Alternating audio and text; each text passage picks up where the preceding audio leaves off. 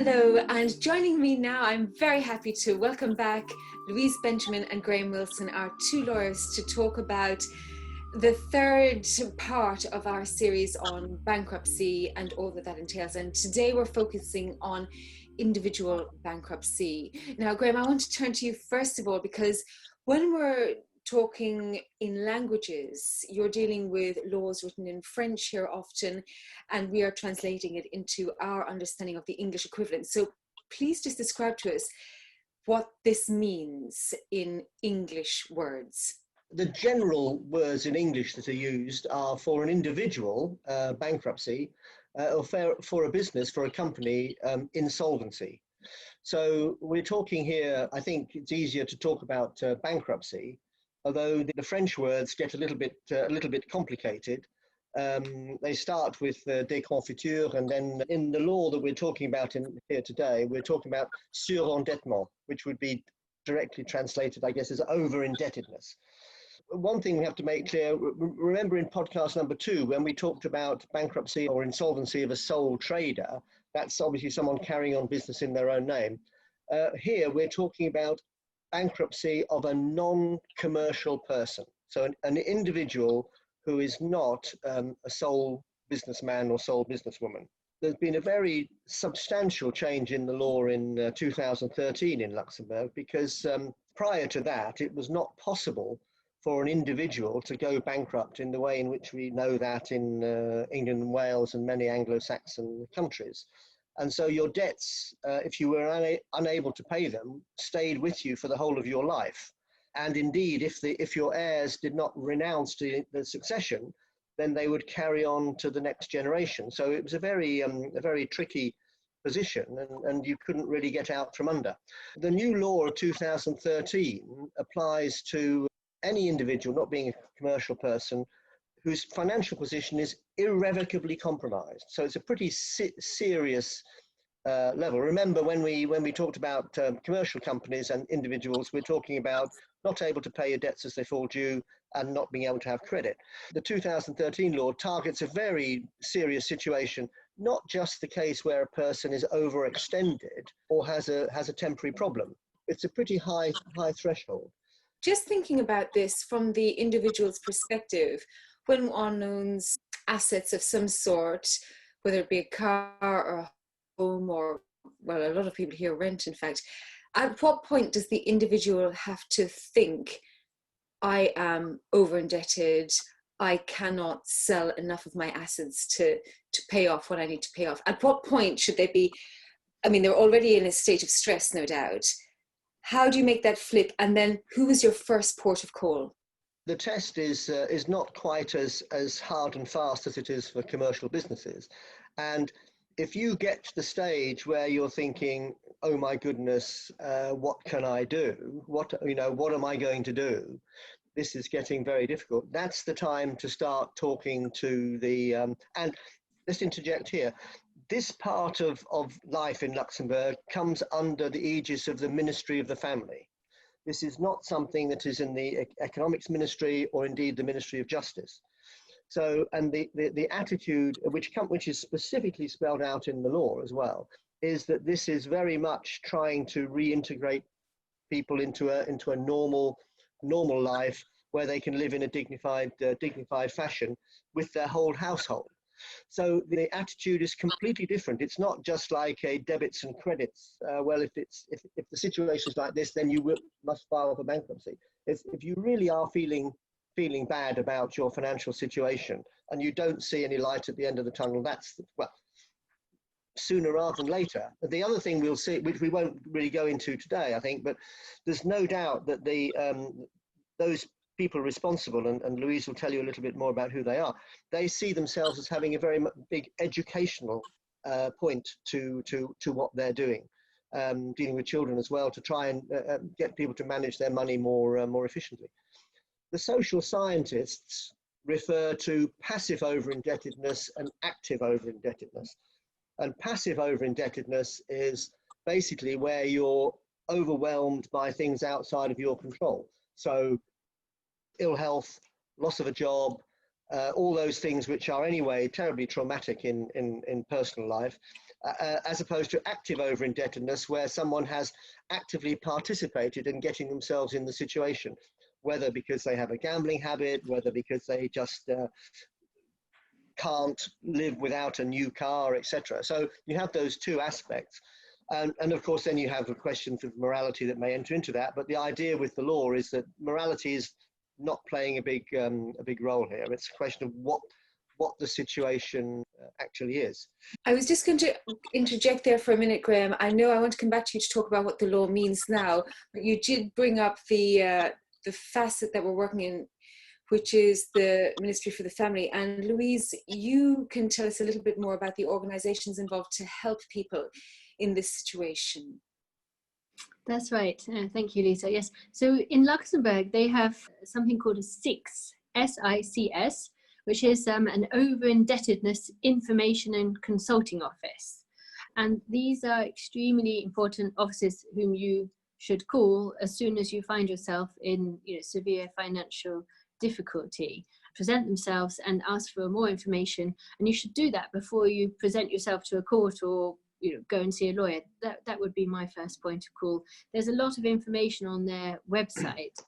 And the reason for going there is that when you end up in a situation of over-indebtedness, it consumes you entirely. And as soon as you realize the severity of the situation, people start feeling low self-esteem, depressed, discouraged. You feel as if it's personal failure. And the social and economic reasons surrounding it can just become too much. So you should straight away go to an SICS, 6.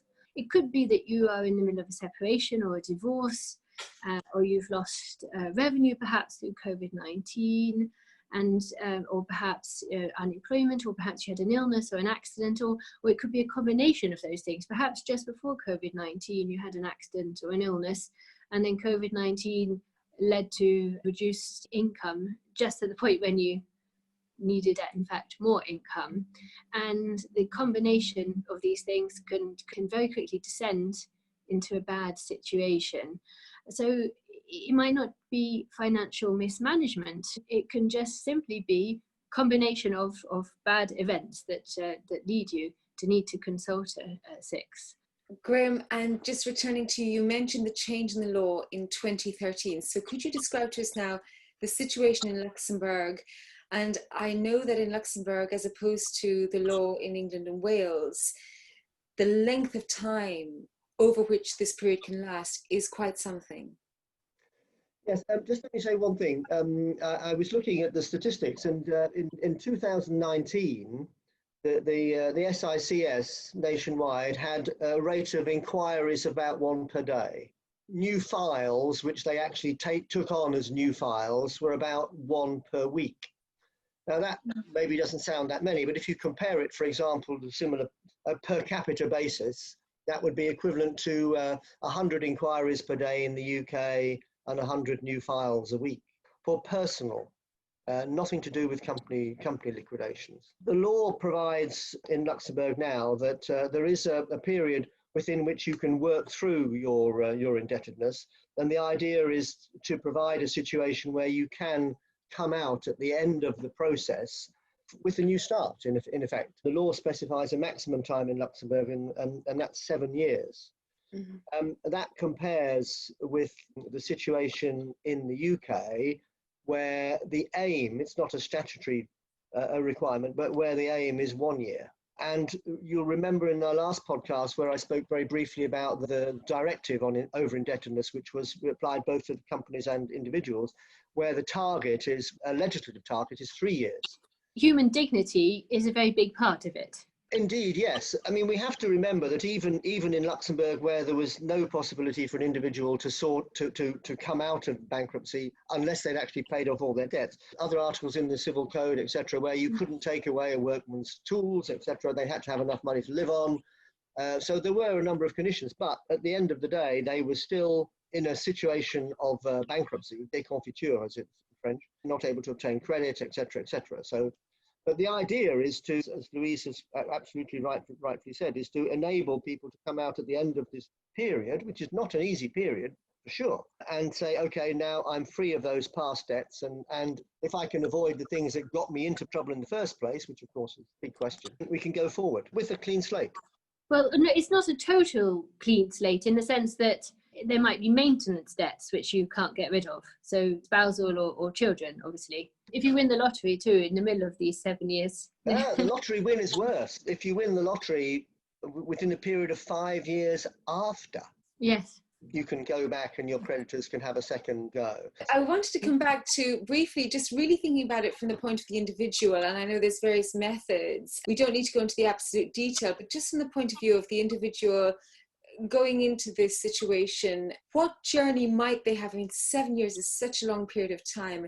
What would be taken away from them? And you've both hinted at various issues here. We're talking about individual indebtedness here. We're talking about the personal situation. Could you just walk me through a potential example, even though every example would be different, of course? Well, 7 years is the kind of the last limit. But if we look at, I mean, Louise was going to talk a bit more about the steps, but the number one target is to actually do it by agreement. What they call a règlement conventionnel, settlement agreement. And, you know, the difficulties are twofold, well, at least twofold. One is that the debtor has to actually do something about it. It's very, very difficult to do. And therefore, the SICS is supposed to be a friendly but objective hand that will help you look at your difficulty. So a lot of it is getting the information. The second difficulty is agreeing with your creditors. I mean, the creditors, they want their money.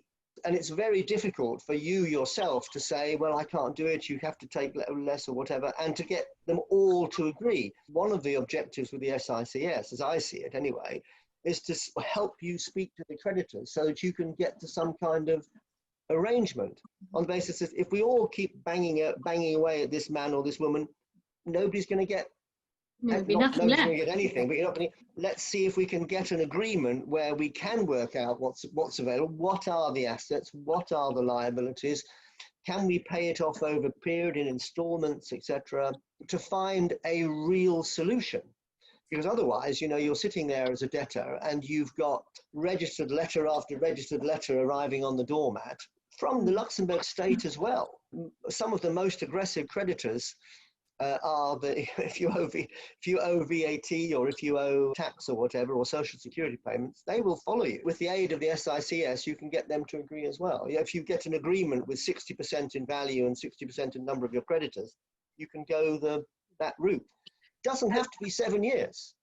Well, that would be better for all involved. And Louise, I wanted to turn to you to talk to us a little more about this obligation under which somebody would be bound, called good conduct obligation. Once you do start the process, then you're bound by this good conduct obligation, which is something that I would imagine most people would be doing anyway. You must cooperate with the authorities, you must voluntarily provide everything, you must try to get a job. So your previous business perhaps didn't work out, and instead of just trying to sort out your debts, you should try to go and get the best job you can for your CV. That will help you to pay off some of your debts. Of course, I can imagine that must be quite tough when you don't really have time. You're trying to busily sort out all your debts and go to the SICS, and in the meantime, you've got to also start job hunting.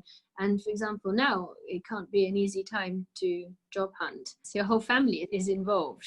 Don't preference any one creditor. This is far more intrusive than a curateur looking after an insolvent company, because somebody is basically, with an intention of helping, are still looking at you, how you got into the problem, what are your assets, what is it that you want to spend your money on, and really controlling that in a rather direct way. You have to have a certain amount of personal spending money. I mean, obviously you have rent to pay, you may have mortgage payments. I mean, one of the big exceptions to disposing of assets is if you are paying debt on a dwelling, and that dwelling is necessary for you and your family, you can continue to pay that. But for example, if you think of someone and says, well, listen, I smoke, then can you have some money to spend on cigarettes? Well, the simple answer is yes, you can. Everyone agrees that smoking is bad for you, etc., etc. Point to the bailiffs kind of knock on the door and... I think it's door. But the whole thing here is if you step into this procedure, the bailiffs can't do it. If you are not in this procedure, then the bailiffs will do what the bailiffs will do, because that's their job. subject to the normal rules about you. It's very difficult for a landlord of property to just throw someone out into the street. So those rules will follow. But if you are in this procedure, or one of these three procedures, then those rules don't apply. If you're looking at in the step one, which is by agreement, then your landlord has to agree. And if your landlord doesn't agree, then you may have to be in step two or step three, where the landlord can be forced to agree. What would be your advice to individuals who might become insolvent, indebted, over-indebted in the coming months here, as a consequence of COVID? Call the SICS straight away. Look at the internet, and there's so much information out there on SICS. The other thing is, I mean, here it's maybe easier to get this help of a lawyer, because when you're as an individual, you are entitled to, if you meet the financial criteria, assistance judiciaire. So you can have the lawyer paid for by the state, but it's means tested. So again, you have to give the information about how much you own, etc., etc., etc. So it's not easy. But it's not easy at all. No. Giving personal information even to the SICS is very difficult. Under Article 43 of the law, there is a professional secrecy for the civil servants who are involved in this. So that it's the same as Article 458 of the Penal Code, professional secrecy, the same professional secrecy that applies to bankers, etc. So, in respect of the civil servants dealing with your file, it's a criminal offence for them to disclose information. So there is a lot of protection for the individuals involved. There are all sorts of special things. I mean, one of the difficulties often with indebted people is that they have loans from different sources, and maybe they've been taking some loans from the infamous Belgian moneylenders from across the border. Who are these infamous Belgian lenders? On the website of the SICS, it gives you a lot of help as to when to sign a loan agreement. So if you're desperate right now and you're trying to borrow money, it does give you a lot of information as to when not to sign and to when to be really careful. You don't want a really high interest rate, which puts you in a worse situation. It sounds like the place to go for anybody who might just want to even gen up on the details involved in this, the SICS 6. Graham, any final thoughts you'd like to give to our audience in this situation, or wanting to learn about this situation? The key thing, which Louise has already stressed, is that help is available, and I think there has been quite a big change in feelings about you are not left on your own.